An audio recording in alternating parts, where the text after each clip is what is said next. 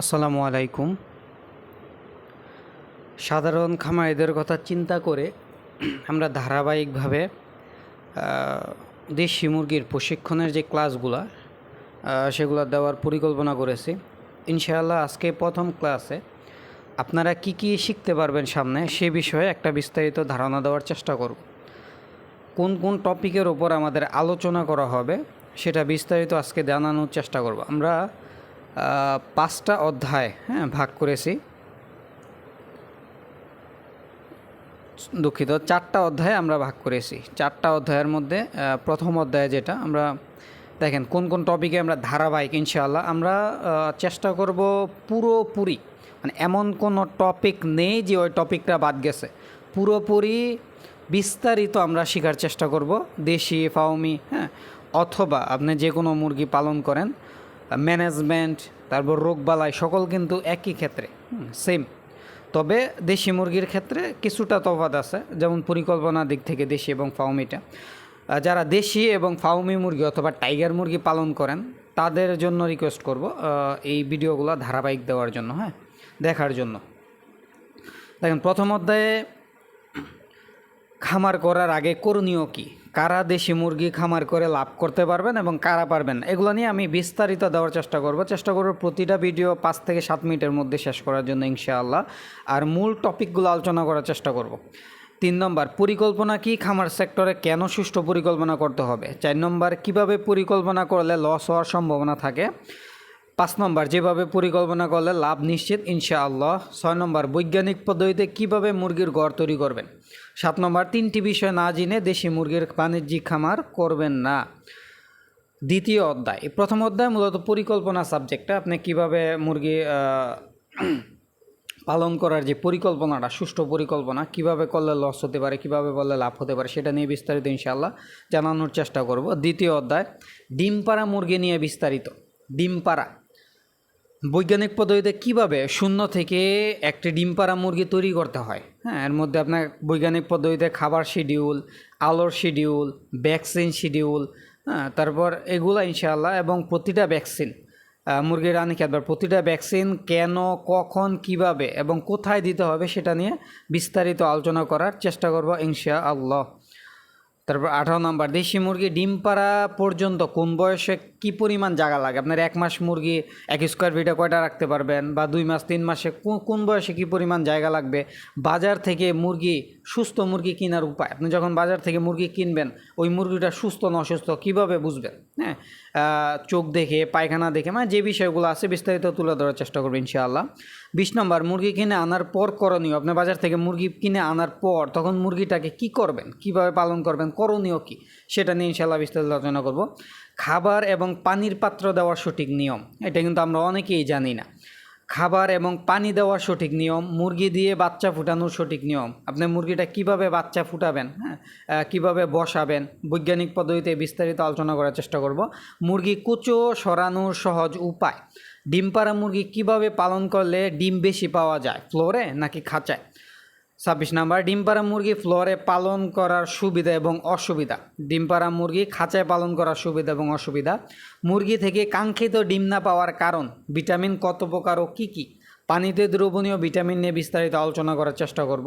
পানিতে যে দ্রবণীয় ভিটামিনগুলো আছে এগুলোর অভাবে কী কী রোগ হয়। চর্বিতে দ্রবণীয় যে ভিটামিনগুলো আছে এগুলো কী কী, এই ভিটামিনের অভাবে মুরগির কী কী রোগ হয়। তারপর ডিম পাড়া মুরগির ভিটামিন এবং মিনারেল সাপ্তাহিক বা মাসিক কোর্স, সপ্তাহে আমরা কিভাবে এই ভিটামিনের কোর্স করাবো অথবা মাসিক কীভাবে আমরা কোর্স করাবো।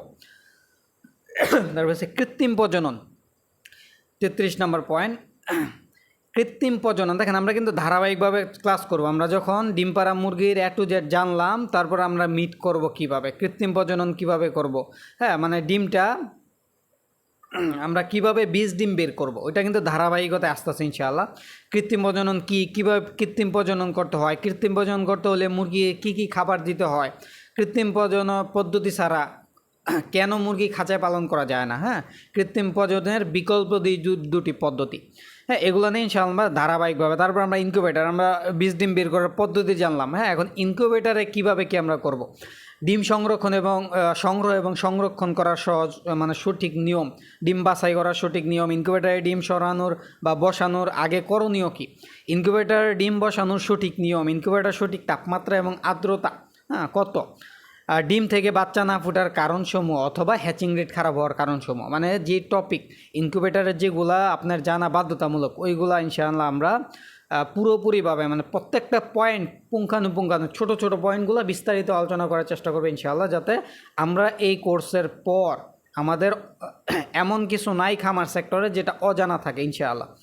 তারপর আমরা কিন্তু বোর্ডিং পিরিয়ডে চলে আসছি, মানে আমরা কিন্তু ধারাবাহিকতা একবারে ধারাবাহিকভাবে প্রথমে আমরা পরিকল্পনা কীভাবে খামার শুরু করব ওটা জানলাম, তারপর আমরা ডিম পাড়া মুরগির A to Z সব কিছু জানলাম। জানার পর আমরা কৃত্রিম প্রজনন সম্পর্কে শিখলাম, তারপরে ইনকিউবেটর সম্পর্কে বিস্তারিত জানলাম।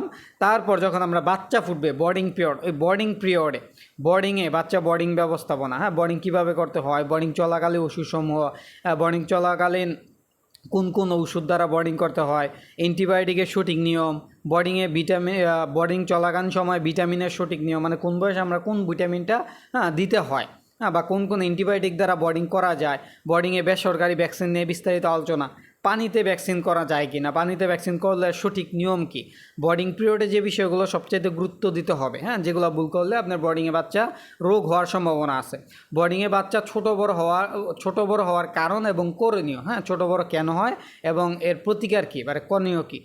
বোর্ডিং পিরিয়ড শেষ কিন্তু আমরা আবার গ্রোয়িং পিরিয়ডে ধারাবাহিকভাবে ইনশাআল্লাহ আমরা শেখার চেষ্টা করব। গ্রোয়িং পিরিয়ডে দেশি মুরগির খাদ্য, মুরগিকে খাবার মেপে দেওয়ার সঠিক নিয়ম, দেশি মুরগি খাদ্য সম্পর্কে বিস্তারিত, অল্প টাকায় দেশি মুরগি পুষ্টিকর খাদ্য, গ্রোয়িং পিরিয়ডে ওষুধসমূহ, আমরা এই 28 দিন পর থেকে ডিম পাড়ার আগ পর্যন্ত মানে মাংসের মুরগি কীভাবে কোন কোন বয়সে কী কী ওষুধ দিতে হবে, এগুলো বৈজ্ঞানিক পদ্ধতিতে আমরা বিস্তারিত জানার চেষ্টা করব। মুরগি ছোট বড় হওয়ার কারণ কী, তারপর মুরগির ওজন বৃদ্ধি না হওয়ার কারণ এবং করণীয়, তারপর খামার রোগমুক্ত রাখার কৌশল, মানে আমাদের যে খামারের রোগ হয় কেন হয় এগুলো নিয়ে ইনশাআল্লাহ বিস্তারিত জানার চেষ্টা করব। জৈব নিরাপত্তা বা বায়োসিকিউরিটি নিয়ে আলোচনা, পর্দার ব্যবস্থাপনা, সঠিক পর্দার ব্যবস্থাপনা কীভাবে করতে হয়, সঠিক লিটার ব্যবস্থাপনা, গরমের দিন কীভাবে তাপমাত্রা নিয়ন্ত্রণ করবেন, শীতের দিন কীভাবে তাপমাত্রা নিয়ন্ত্রণ করবেন, এগুলো নিয়ে বিস্তারিত আলোচনা করবে ইনশাআল্লাহ। তৃতীয় অধ্যায়ে মুরগির রোগ সম্পর্কে, খুবই গুরুত্বপূর্ণ একটা অধ্যায়।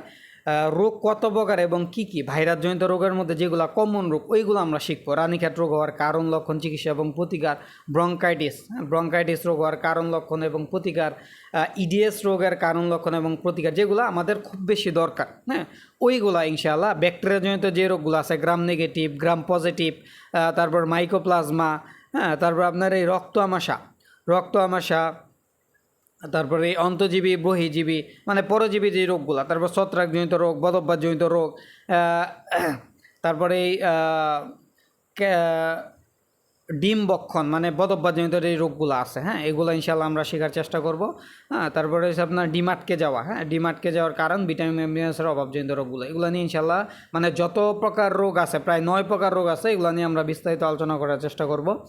চতুর্থ অধ্যায় অ্যান্টিবায়োটিক খামারে কেন ব্যবহার করতে হয়, অ্যান্টিবায়োটিক প্রয়োগ করার সঠিক নিয়ম, মুরগি সুস্থ নাকি অসুস্থ বোঝার উপায়, ওষুধ দেওয়ার পর মুরগি সুস্থ না হওয়ার কারণসমূহ, কোন অ্যান্টিবায়োটিক কোন সিস্টেমে কাজ করে, মুরগির পায়খানা থেকে রোগ নির্ণয় এবং কিভাবে সহজে মুরগির রোগ নির্ণয় করা যায়। এই কোর্সটা যদি আপনি মানে আমার ধারাবাহিক ভিডিও আমি চেষ্টা করব প্রত্যেকটা সপ্তাহে তিনটা ভিডিও দেওয়ার জন্য, 3 থেকে 4 মাস লাগবে আমাদের কোর্সটা শেষ করার জন্য। আমি শর্টকাট করতে পারতাম, বাট এমন কোনো টপিক নাই যেটা আমি এখানে আনার চেষ্টা করিনি, মানে আমার যতটুকু জানি একটা খামার সেক্টরে যে বিষয়গুলো জানা দরকার ওই বিষয়গুলো কিন্তু আমি এখানে তুলে ধরছি। অতএব প্রত্যেকটা ক্লাস কোনো ফালতু কথা না, একবারে মূল পয়েন্টগুলো আমি ধারাবাহিকভাবে আলোচনা করার চেষ্টা করবো ইনশাআল্লাহ। সপ্তাহে আমি 3টা ভিডিও দেওয়ার চেষ্টা করব। আর যদি আপনাদের কোনো প্রশ্ন থাকে ওই কমেন্টের প্রশ্নগুলো আমি রিলস আকারে প্রতিদিন যাওয়ার চেষ্টা করবো ইনশাআল্লাহ। যারা প্রশিক্ষণ নিতে চান মানে যারা ধারাবাহিকভাবে শিখতে চান খামার সেক্টরে, এই কোর্সটা যদি করতে পারেন, এই 3-4 মাস যদি নিয়মিত ক্লাস করতে পারেন প্রত্যেকটা ক্লাস, ইনশাআল্লাহ আশা করি এরপরে কারো কাছ থেকে আপনার হেল্প নিতে হবে না, আপনি ইনশাআল্লাহ নিজে থেকেই পরিপূর্ণভাবে খামার সেক্টরের যা যা জানা দরকার সব কিছু জানতে পারবেন এখান থেকে ইনশাআল্লাহ।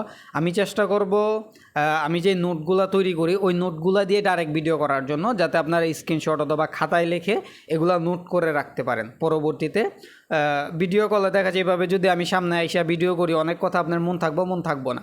হ্যাঁ, এই কারণে আমি চেষ্টা করব ধারাবাহিকভাবে আপনাদের যে নোট আমি তৈরি করব এখন যেভাবে আমি আপনার দিছি প্রত্যেকটা ভিডিও এভাবে করার জন্য, যাতে আপনারা খাতায় লিখতে পারেন অথবা স্ক্রিনশট দিয়ে অথবা ভিডিওগুলো ডাউনলোড করে এগুলো থেকে পরবর্তীতে সাহায্য নিতে পারেন। তো যাদের শেখার আগ্রহ আছে অবশ্যই চ্যানেলটা সাবস্ক্রাইব করে রাখবেন আর চেষ্টা করবেন বেশি বেশি শেয়ার করার জন্য, যাতে সাধারণ খামারিগুলা শিখতে পারে। এই বিষয়গুলো কিন্তু ভাই অন্য কোনো জায়গা থেকে কখনোই শিখতে পারবেন না। নতুন খামারিদের জন্য এটা একটা পরিকল্পনা করলাম, যাতে সাধারণ খামারিগুলা সব কিছু সুন্দরভাবে শিখতে পারে ইনশাআল্লাহ। সবাই ভালো থাকবেন, সুস্থ থাকবেন। আসসালামু আলাইকুম।